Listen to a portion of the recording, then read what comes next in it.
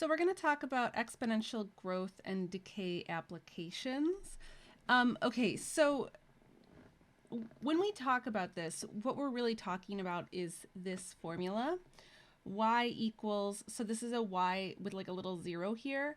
We often call this y naught, not. So y naught e to the kt. So k is some constant. Y naught is the amount present at time t equals 0, and then y is the amount present at any time t. So notice I'm not talking about like what amounts are we talking about, literally any application that you want. So this is talking about how something either grows or decays, and that can be population, how a population grows or how it declines, how a virus grows in its amount, how it declines, how bacteria grows, whatever you want. This can also have applications to money. So this is a really general equation. And I'm going to show you a bunch of different ways that you can kind of break it down by showing you a bunch of examples. Now, things that come up, like common terms, I guess, that you hear with exponential growth and decay, things like doubling time. So what doubling time is talking about is the amount of time it takes for y naught. Remember, that is your initial amount that you're starting with. It's the amount it takes for that quantity to become twice the amount. And then we have half-life.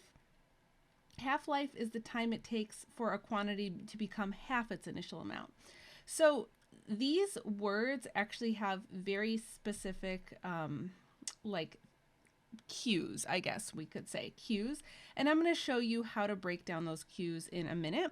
And the other thing I just wanted to mention before I get into this, I just kind of want to like show you just the overarching themes before we go into this. So I've talked about in another video, continuous compounding. And I said that formula was A equals PE to the RT, or PERT. It was what I described this as. This is literally just that formula that we started with. So the original formula was Y equals Y naught E to the KT. So these two formulas are the same. A lot of times in math, when we are talking about something that is application specific, we rename the variables. So instead of calling it Y naught, we call it the principal. The principal is a starting amount of an investment. And then instead of a random constant K, we call it the rate, but these are literally the same thing. So you have seen some applications if you've been watching my videos before. Okay, so now let's jump into the different types of examples that can come up with this. So this first example says, so a sample of 400 grams of radioactive lead decays to polonium according to the function A of t equals 400e to the negative 0.03t. So find the amount of lead remaining after 5 years and then find the half-life. Okay, so looking at this formula, this really is that general formula, right? So it's just got numbers really filled in. So the point of this particular question is really just to familiarize you with the formula. So when it says find the amount of lead remaining after 5 years, so remember what I told you this equation means. I'm actually going to go back to it for a second. Like the output, this y, it's the amount present at any time t. Now in this case, the amount that we're referring to is this sample. Okay, so we want to know what happens with this sample after 5 years. So what does that mean? Well, that means, oops, let me change my color. Plug in 5. So I'm just going to plug in 5. And that's it. That's really what I need to do. Okay, so first let's just calculate what do we get for this.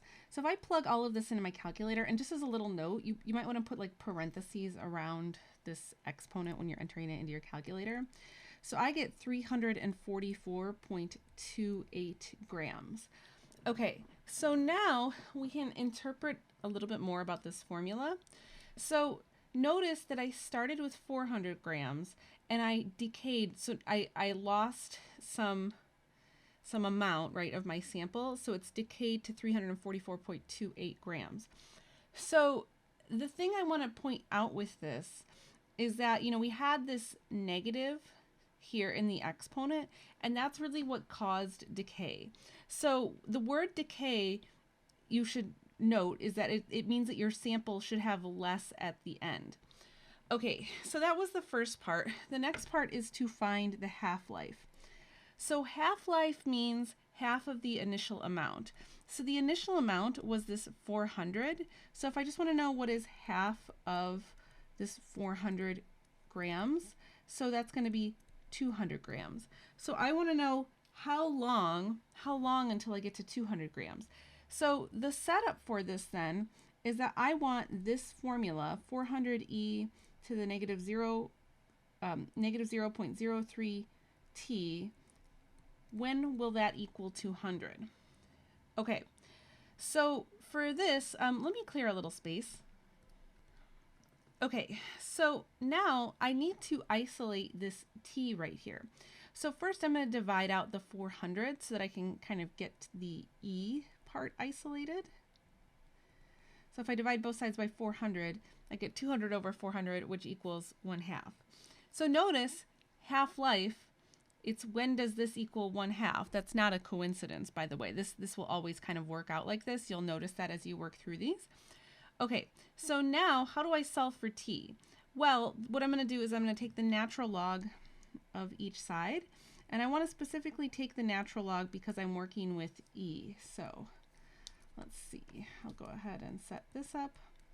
So then what I can do, since I've got a natural log, is I can bring this down. So I have negative 0.03 t.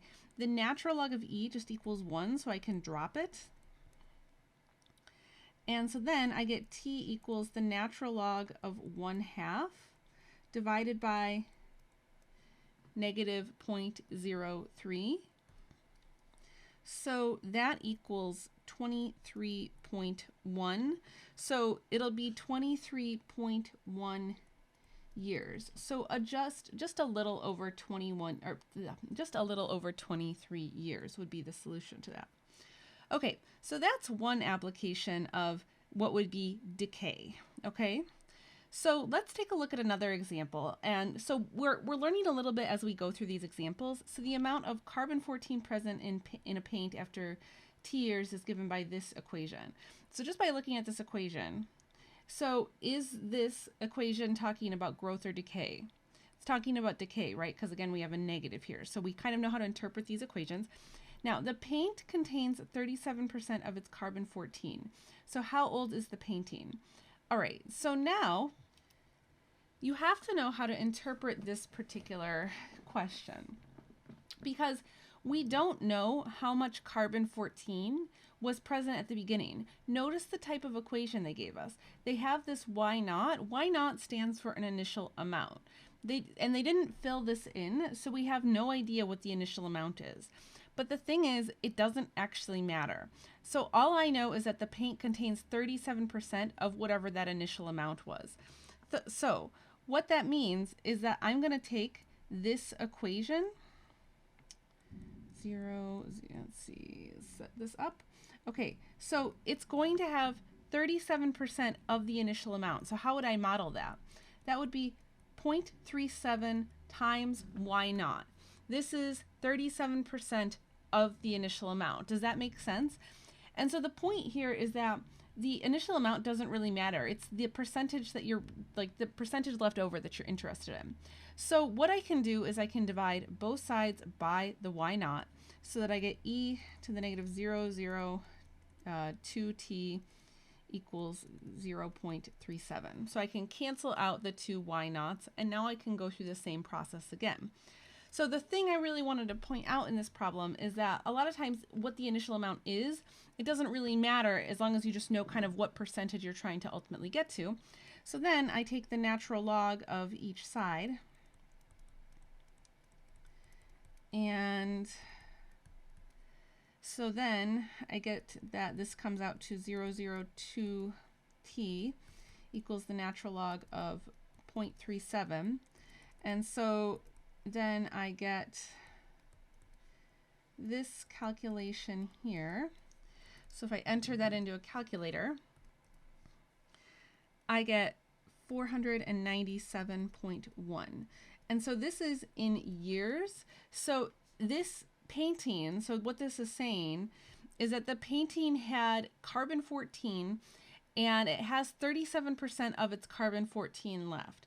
So what that tells us then is that if that's the percentage left over, it must be a 497-year-old painting. So kind of an interesting process to figure out how old certain paintings are. Okay, so for our next example, we find the doubling time of an investment, earning 5% interest if interest is compounded continuously. So we had started off this video just talking about both of those concepts. So we're using the formula now, A equals PE to the RT. Okay, so that's the formula that I want to use, and we're talking about doubling time. So we're talking about how to double this initial investment P.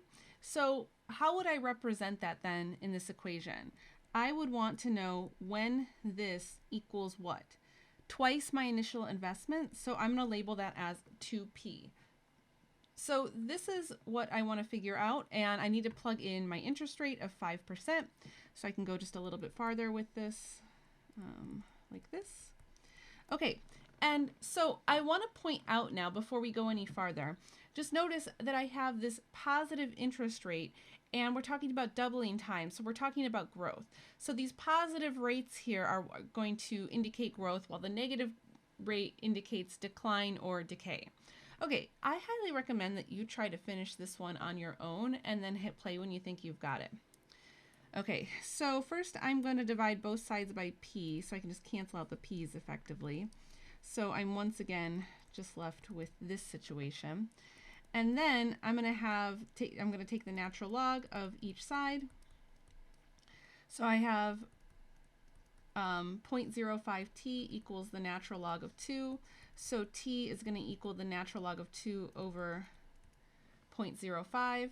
So t equals we'll round it up actually to 13.9 years. So almost 14 years for the investment to double. Okay, so we have one more example here. So in this case, this is during an epidemic, the number of people who have never had a particular virus and are not immune decreases exponentially, where this decline is modeled by this function given here. And t is, in this case, time in days. So if they don't tell you otherwise, you can assume years, but in this case, they're telling us t is time in days.